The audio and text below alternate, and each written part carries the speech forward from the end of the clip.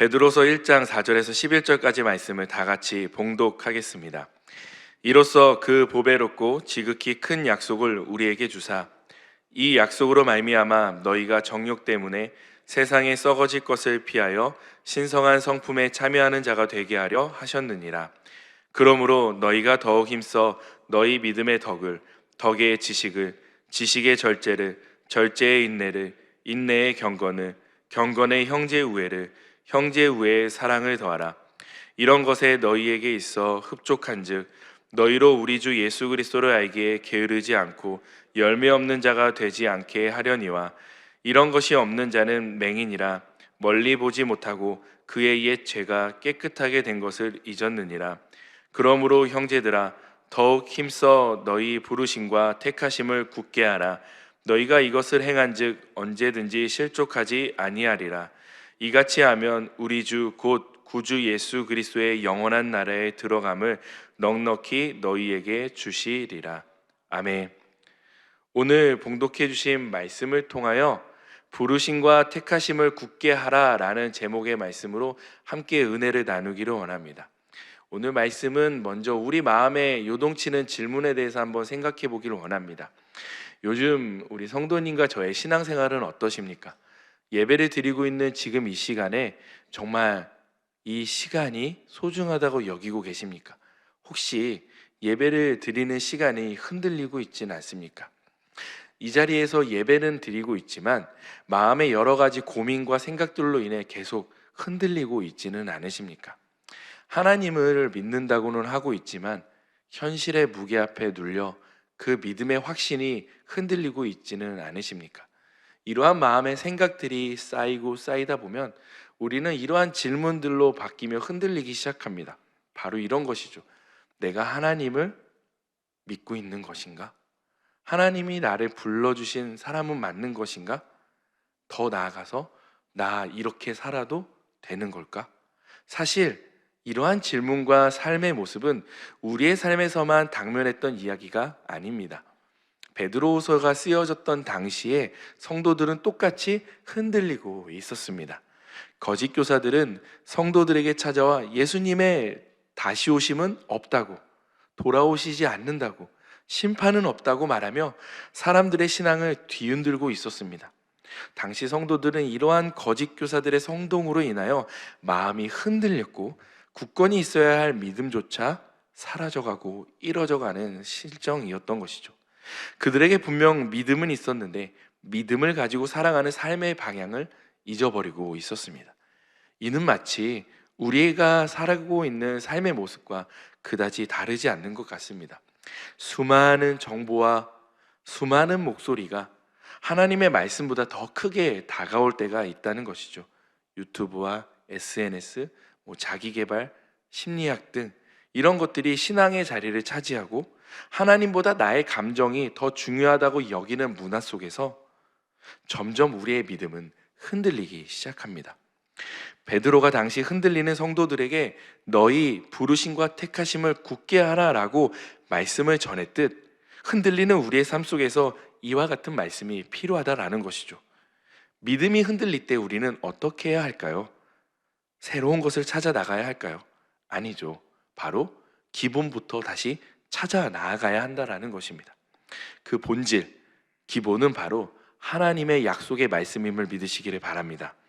하나님은 한번 약속하신 말씀은 변함없이 지키시고 성취하시는 분이시기에 우리가 그 말씀만 부여잡고 올바로 살아간다면 다시금 굳건히 믿음의 길을 걸어갈 수 있게 되어진다는 것이죠. 그렇게 믿음이 흔들리는, 마음이 흔들리는 때는 새로운 것을 찾아 나가는 것보다 본질을 다시 한번 붙잡아야 되는 것이죠. 이것이 흔들리는 시대에 혼돈하는 이 세계 질서 속에 이 살아가는 우리의 성도의 시작점이라는 것입니다. 베드로 전서가 있다면 베드로 후서가 있다면 베드로 전서가 있었겠죠. 베드로 전서는 고난받는 성도를 향한 편지였지만 베드로서는 거짓 교사들로 인해 흔들리는 그 흔들림을 겪는 성도들을 향한 편지라는 것이죠. 편지의 수신자들에게 베드로는 이렇게 편지를 시작합니다. 우리 베드로서 1장 1절을 함께 봉독해 보겠습니다. 예수 그리스도의 종이며 사도인 시몬 베드로는 우리 하나님과 구주 예수 그리스도의 의를 힘입어 동일하게 보배로운 믿음을 우리와 함께 받은 자들에게 편지하노니. 당시 베드로는요, 예수 그리스도의 직계 사도로서, 제자로서 가장 높은 리더의 자리를 위치하고 있었던 사람입니다. 그런데 그가 자신을 향해 종이라고 표현하고 있습니다. 그러면서 성도들에게 이렇게 말하고 있는 것이죠. 구주 예수 그리스도의 의를 힘입어 동일하게 보배로운 믿음을 우리와 함께 받은 자들에게 편지하노니 라고 1장 1절이 시작하고 있습니다. 여기에는 같은 단어가 두 가지가 동시에 사용되고 있는데요. 그 단어는 동일하게 그리고 함께라는 단어입니다. 이 두 단어에서 볼 수 있듯이 베드로는 자신과 수신자들 사이에 거리를 두고 있는 것이 아니라 오히려 동등하게 여기고 있다는 것입니다. 베드로는 자신과 성도 모두가 동등한 믿음의 공동체 소속임을 자신을 종으로까지 설명하며 이야기하고 있다는 것이죠. 그리고 베드로는 성도 사이에 가장 중심이 되시는 분이 바로 예수 그리스도임을 드러내며 우리가 따라야 할 본질이 예수 그리스도임을 가르쳐주고 있다는 것입니다.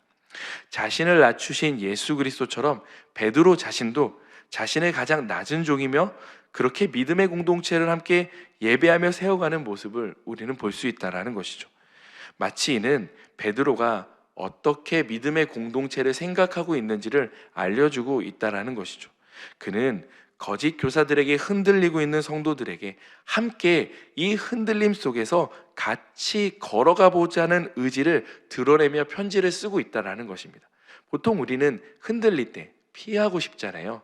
하지만 베드로는 성도들에게 함께 그 흔들림을 거쳐 나아가자라고 이야기하고 있죠.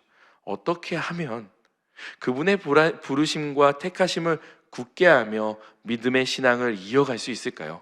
먼저 약속으로 신성한 성품에 참여하는 삶에 대해 말씀드리기를 원합니다. 우리 베드로서 1장 3절을 함께 읽겠습니다. 그의 신기한 능력으로 생명과 경건에 속한 모든 것을 우리에게 주셨으니 이는 자기의 영광과 덕으로서 우리를 부르신 이를 알므로 말미암음이라. 아멘. 베드로는 가장 먼저 하나님께서 능력을 주셔서 생명과 경건에 속한 모든 것을 우리에게 주셨다라고 말합니다. 이 말씀을 조금 더 쉽게 설명하면 하나님께서 신앙생활을 하고 있는 우리에게 필요한 모든 자원과 능력을 주셨다라는 표현이 되어집니다. 생명과 경건은 이미 하나님께서 우리에게 예수 그리스도를 보내주심으로 얻게 된 모든 것을 이야기하고 있습니다. 우리는 죽을 수밖에 없었던 죄인이었지만 예수 그리스도의 공로로 인하여 우리는 생명을 얻은 새 사람이 되었습니다. 그리고 거룩하신 예수 그리스도의 보배로운 피로 인하여 우리는 늘 거룩한 그분의 백성의 삶을 살아갈 수 있게 되어졌다라는 것이죠. 이 생명과 경건의 모든 것을 주신 분에 대한 믿음의 확신이 있으면 사실 우리는 흔들리지 않습니다. 그런데 우리가 매주 마주하는 일상의 삶 가운데 갈대처럼 흔들린다는 것이죠. 우리는 믿음이 흔들릴 때마다 새로운 무언가를 찾아 나섭니다. 새로운 방법, 더 나은 환경, 혹은 누군가의 특별한 조언을 구합니다. 신앙이 흔들리면 이런 생각이 찾아오죠. 일단 나의 상황이 정리된 후에 하나님께 집중하고 봉사도 할 수 있을 텐데, 지금 회사의 부서 상황만 바뀌면 조금 더 예배에 집중할 수 있을 것 같은데 라는 마음이 찾아옵니다. 그러나 우리의 삶 속에서 이러한 일들이 해결된다고 하여 믿음이 급성장하시나요? 예배를 드리며 은혜가 넘치셨습니까? 사실 그렇지 않고 무덤덤해지거나 그대로인 경우가 더 많지 않으셨습니까? 왜 그럴까요? 문제의 중심은 상황이 아니라 영적 중심을 우리가 잃었기 때문이라는 것입니다. 이러한 상황 속에서 베드로는 모든 것을 우리에게 주신 분을 더 깊이 알아갈 것을 강조하고 있습니다. 사실 우리의 영적 중심이 흔들리는 것도 하나님을 더 알고자 하는 것을 포기했을 때 찾아오는 문제일 수 있다는 것입니다. 우리 하나님은 우리가 그분을 알아가는 것에 대해서 굉장히 기뻐하시며 자신의 모든 것을 주시면서까지 우리에게 다 제공해 주셨습니다. 그렇다면 우리는 지금의 현실을 바라볼 수 있는 시각이 필요하다라는 것입니다. 성도의 삶은 무엇을 더 얻기 위한 싸움이 아니라 이미 받은 은혜를 기억하고 살아내는 여정이라는 것입니다. 하나님은 예수 그리스도를 통해 우리에게 생명과 경건의 길을 열어주셨습니다. 그분의 능력 안에 살 때 우리는 하나님의 성품에 참여하는 삶을 살아가게 되어진다는 것이죠. 베드로서 1장 4절을 우리 함께 봉독하시겠습니다. 이로써 그 보배롭고 지극히 큰 약속을 우리에게 주사 이 약속으로 말미암아 너희가 정욕 때문에 세상에서 썩어질 것을 피하여 신성한 성품에 참여하는 자가 되게 하려 하셨느니라. 여기서 말하고 있는 보배롭고 지극히 큰 약속은요, 복음의 말씀을 이야기하고 있습니다. 이는 예수 그리스도 안에서 우리에게 주어진 구원과 새 언약의 생명의 약속인 것입니다. 하나님은 단지 우리를 죄에서만 건지신 것이 아닙니다. 그분은 우리 안에 자신의 성품을 나누어 주셨습니다. 그것이 신성한 성품에 참여하는 삶인 것입니다. 이 신성한 성품은 하나님의 성품을 이야기합니다. 하나님의 거룩하심, 인내하심, 자비하심, 사랑하심 등 모든 성품이 이제 그분의 자녀된 우리 안에 자라나게 할 열매인 것이죠. 그렇게 신앙생활은 무엇을 더 가지느냐가 아니라 내 안에 주신 하나님의 성품을 얼마나 드러내느냐의 싸움인 것입니다. 말로는 믿는다고 하지만 내 삶의 열매로 믿음이 보이지 않는다면 그건 약속을 붙들지 못한 것이 되어지기 때문이라는 것이죠. 사랑하는 성도님들, 하나님은 약속을 지키시는 분이십니다. 우리는 그 약속을 믿는 자로 부르심을 받았습니다. 그 약속 안에서 살아가는 것이 바로 신성한 성품에 참여하는 삶이라는 것입니다. 믿음이 흔들릴 때마다 이미 주신 약속을 나는 붙들고 있다라는 사실을 기억하시기를 바랍니다. 그렇게 그분의 약속의 신성한 성품에 참여하는 삶으로 살아가시기를 주님의 이름으로 축복합니다. 그렇다면 두 번째로 믿음으로 시작하여 사랑으로 열매 맺는 삶에 대해서 말씀드리기를 원합니다. 베드로서 1장 5절에서 7절의 말씀을 함께 봉독하시겠습니다. 그러므로 너희가 더욱 힘써 너희 믿음의 덕을, 덕의 지식을, 지식의 절제를, 절제의 인내를, 인내의 경건을, 경건의 형제 우애를, 형제 우애의 사랑을 더하라. 여기서 베드로가 제시하고 있는 이 8단계는 단순히 좋은 성품의 목록을 이야기하는 것이 아닙니다. 이 목록은 믿음이 어떻게 성숙해져 가는지 보여주는 영적 순서이기도 합니다. 그렇다고 하여서 우리가 고지고대로 이 영적 순서대로만 성장해야 된다라고 말씀드리는 것은 아닙니다. 무엇을 말씀드리고자 하면 전체적인 성장의 방향이 반드시 사랑으로 완성되어져 간다는 것을 이야기하고 있다는 것입니다. 신앙은 반드시 믿음으로 시작하지만 사랑으로 완성되어져 간다는 것이죠. 믿음이 있다면 반드시 열매를 맺어야 하는데 그 열매의 마지막은 늘 그렇듯 사랑이라는 것입니다. 짧게 이 8단계를 설명해 드리기 원합니다. 모든 성장은 믿음에서 출발합니다. 우리가 예수 그리스도를 고백하는 순간 하나님의 나라가 우리에게 임하게 되고 그 믿음 위에 우리의 삶의 열매가 맺혀지게 되는 것이죠. 그 믿음 위에 무엇인가요? 믿음 위에 덕을 세웁니다. 덕이라고 하는 것은 선함과 인격의 고귀함을 의미합니다. 덕을 통해 신앙이 실제로 행동으로 바뀌어져 가는 것을 의미합니다. 믿음은 덕을 통해 삶의 품격을 변화시켜 가는 것입니다. 그렇다면 덕 위에 지식을 더하게 됩니다. 지식은 그저 정보의 축적을 이야기하는 것이 아닙니다. 하나님을 깊이 알아가는 지혜를 이야기합니다. 우리는 그 지혜를 말씀을 통해 배워 알아가게 되어지는 것이죠. 그러면 이 지식 위에 절제로 더 나아가게 됩니다. 하나님을 알면 알수록 절제가 가능해지게 됩니다. 예를 들어 하나님이 말씀 속에, 지식 속에 하나님께서 다른 사람을 미워하고 욕하는 것을 싫어한다는 것을 말씀을 통해 배우고 알았다면 우리는 다른 사람을 쉽게 욕할 수 없게 되어집니다. 절제의 순간이 찾아오게 되는 것이죠. 욕망의 감정, 행동으로 살아계신 하나님 앞을 다스리는 삶을 살아가게 되어집니다. 더 나아가서 절제의 인내로 더하게 되어집니다. 절제라고 하는 것은 순간적인 결단을 통해 끊어내는 것이라고 말씀드릴 수 있다면 인내는 계속적인 순종이라고 말씀드릴 수 있을 것 같습니다. 어떠한 환경과 유혹, 고난 속에서도 십자가를 향한 방향을 유지하는 것을, 그 힘을 바로 인내라고 말할 수 있을 것 같습니다. 그렇다면 인내에 경건을 더한다고 하는데, 경건이란 우리의 삶 전체를 하나님께 드리는 삶의 태도를 이야기합니다.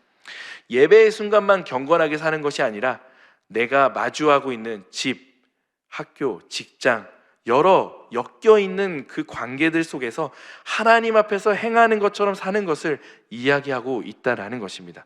내 중심적인 이기적인 신앙이 아니라 하나님께 맞춰가는 것이 바로 경건이라는 것입니다. 더 나아가서 경건의 형제 우애를 더하라 합니다. 경건한 삶은요, 반드시 나 자신에서 공동체로 향하게 되어져 있습니다. 가까운 형제, 자매를 실질적으로 돕고 연약한 지체를 세우고 있는 것이죠. 지금 우리 교회가 행하고 있는 미러클 크리스마스와 같은 것이죠.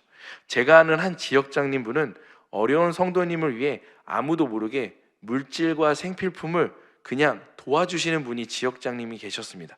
심지어 그 어려우신 성도님이 자신을 안 도와준다고 화를 내더라도 지역장님은 인내하시며 끝까지 도와주십니다. 연약한 지체를 세우고 삶을 끝까지 살아내시는 그 지역장님을 바라보며 저도 참 많이 배웠던 것 같습니다. 참된 경건은 그 공동체 안에서 드러나게 되어지는 것이죠. 마지막으로 그 형제 우애에 사랑을 더합니다. 여기서 우리가 알 수 있듯이 마지막은 늘 사랑이라는 것입니다. 조건 없는 사랑, 대상을 가리지 않는 사랑, 이 사랑이 바로 하나님이 우리를 사랑하신 방식이었다라는 것이죠. 여기까지 말씀을 들어보면 굉장히 복잡하다는 생각이 들죠.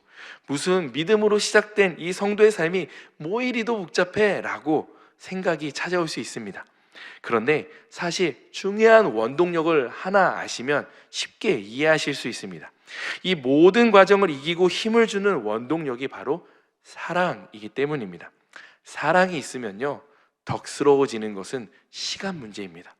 사랑이 많을수록 너그러워지기 때문입니다. 사랑이 풍성하면 사랑이신 하나님을 더욱 알고자 애를 씁니다. 무슨 일이든지 절제하고 인내하게 되어집니다. 더욱 경건한 삶을 살아가게 되고 마침내 사랑으로 이웃을 섬기고 더욱 사랑으로 나아가게 되는 것입니다.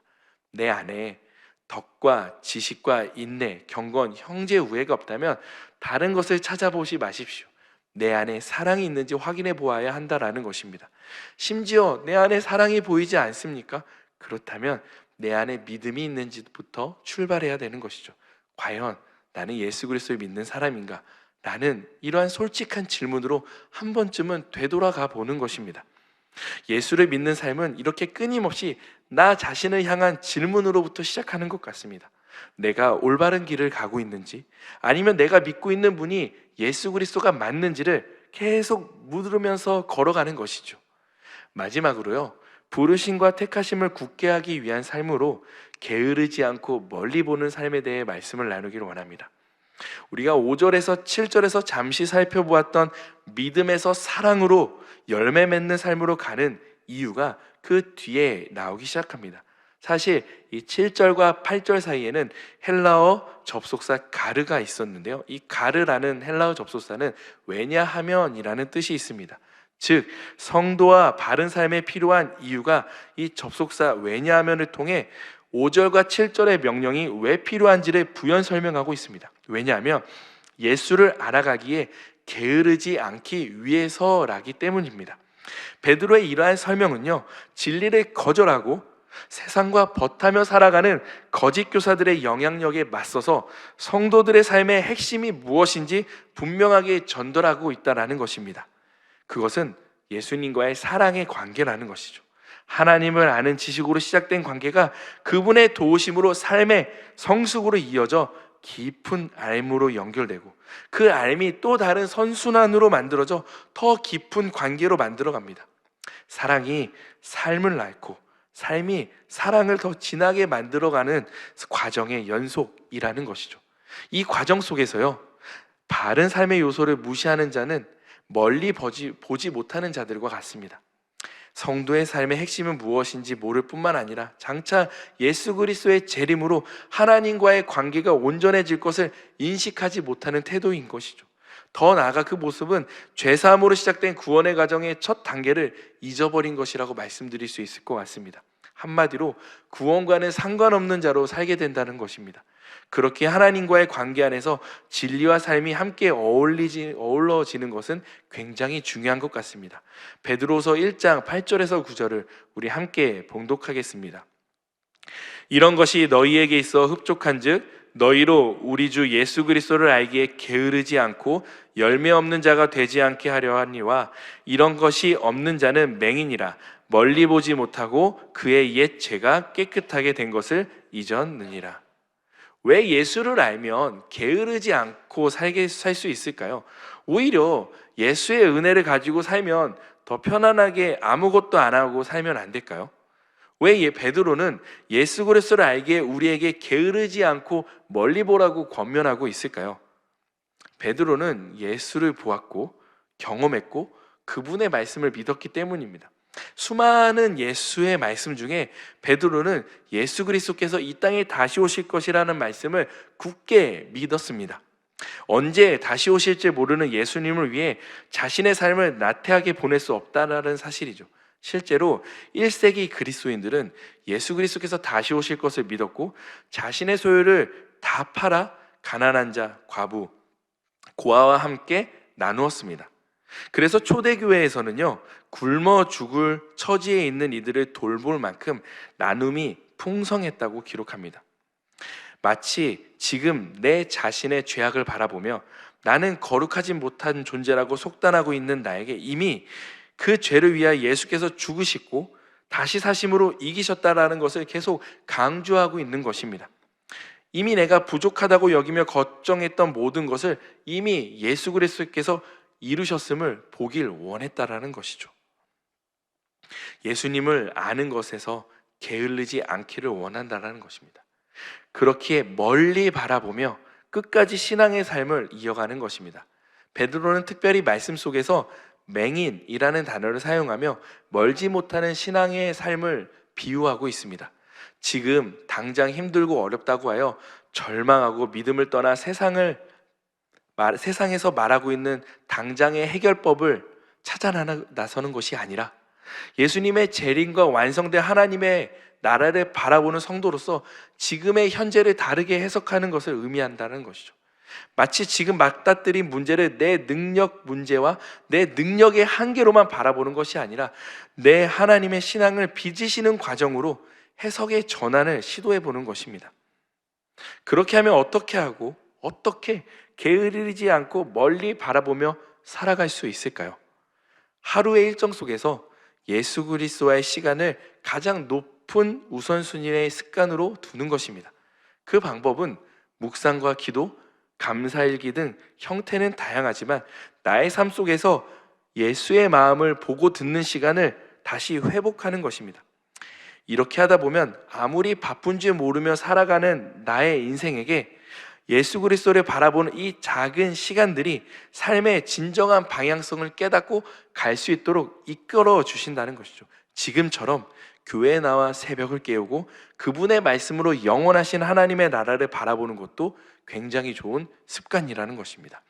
사랑하는 성도님, 예수님을 더 알아가는 일에 우선을 두고 재림의 소망으로 멀리 바라보시며 믿음의 성숙을 향한 작은 순종을 삶에 심어가는 한 사람 한 사람을 통해 하나님은 오늘도 그분의 나라를 세워감을 믿으시기를 바랍니다. 말씀을 정리하기를 원합니다. 우리는 부르심과 택하심, 삶을 굳게 하기 위해 세 가지의 삶의 방향을 알게 되었습니다.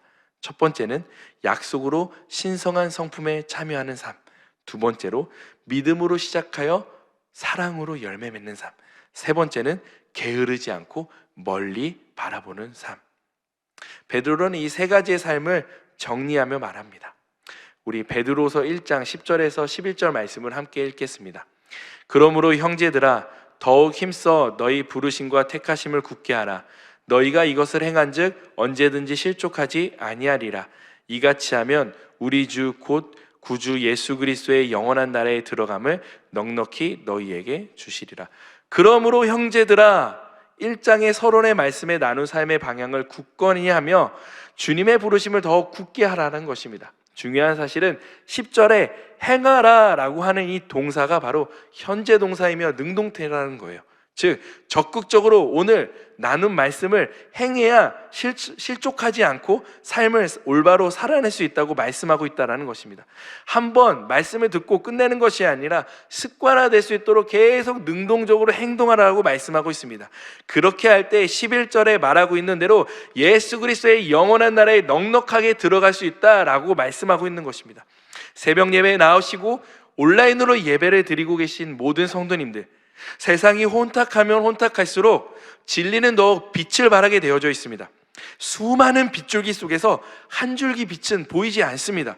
그러나 어둠 속에서 한 줄기 빛은 너무나도 명확하게 보이고 선명합니다.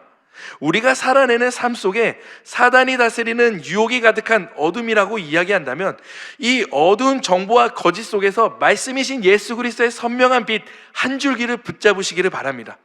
우리가 붙잡으심, 그 부르심과 택하심에 굳건히 살고 있다면 언젠가는 세상도 그분의 빛으로 가득하게 변화될 날이 반드시 오게 될 것이기 때문입니다. 예수님이 다시 오시는 그날까지 나부터 그 부르심과 택하심에 굳건히 서서 그 오늘의 삶을 기쁨으로 살아내는 저와 성도님 되시기를 주님의 이름으로 축원드립니다. 기도하겠습니다. 사랑의 하나님, 우리를 부르시고 택하셔서 귀한 성전에서 이렇게 모여 함께 예배를 올려드리게 하심에 감사합니다. 2025년 한 해가 마무리되어가는 시간 속에서 그동안 주님의 부르심에 합당히 살지 못했던 지난날을 회개합니다. 이제는 앞으로 우리에게 주어진 시간 속에서 하나님의 약속으로 신성한 성품에 참여하고 믿음으로 시작하여 사랑으로 열매를 맺으며 게으르지 않고 멀리 보는 삶을 살아내게 하여 주옵소서. 우리가 이렇게 주님의 부르심과 택하심을 굳건히 하며 영원한 그리스도의 나라를 꿈꾸며 이 땅에서 버티며 승리하게 하여 주시옵소서. 예수 그리스도의 이름으로 기도드립니다. 아멘. 하늘에 계신 우리 아버지여, 이름이 거룩히 여김을 받으시오며 나라에 임하시오며 뜻이 하늘에서 이루어진 것 같이 땅에서도 이루어지이다. 오늘 우리에게 일용할 양식을 주시옵고 우리가 우리에게 죄 지은 자를 사하여 준 것 같이 우리 죄를 사하여 주시옵고 우리를 시험에 들게 하지 마시옵고 다만 악에서 구하옵소서. 나라와 권세와 영광이 아버지께 영원히 쌓옵나이다. 아멘. 할렐루야. 하나님께 영광의 박수 올려드립니다. 이제 기도하는 시간입니다. 나라와 민족을 위해서 여의도 순복음교회와 이영훈 대표 총회장님의 목회 사역을 위해서, 여의도 순복음 분당교회와 황선웅 담임 목사님의 목회 사역을 위해서, 교회 재직과 주의 종들, 파송된 선교사님들을 위해 다 같이 주님의 이름 3번 외치시며 통성으로 기도하겠습니다. 주여, 주여, 주여.